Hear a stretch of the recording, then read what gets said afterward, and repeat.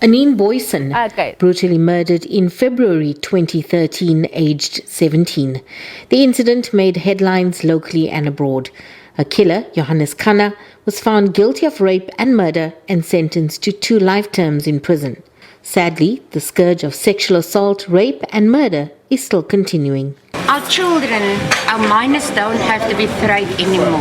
We've got a sexual offence court, they're not going to see the perpetrator, the parents don't have to be scared, and the community there must be awareness and in-depth awareness in all different languages, and not only pamphlets, but a one-on-one on their level. 2 years ago, 17-year-old Jodine Peters was raped and her body burnt.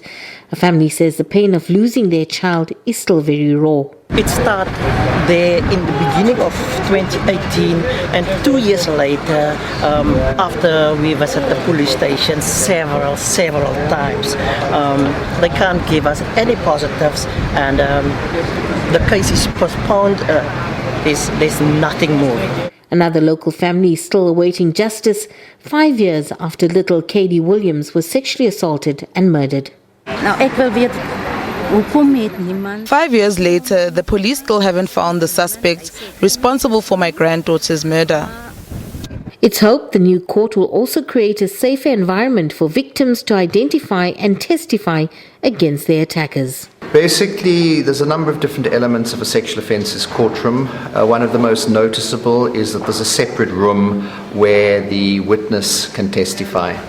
And that then is relayed by closed-circuit TV into the court.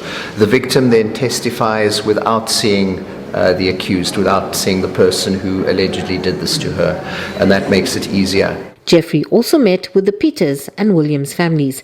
He's called for a follow-up meeting with the NPA to look at where their cases stand.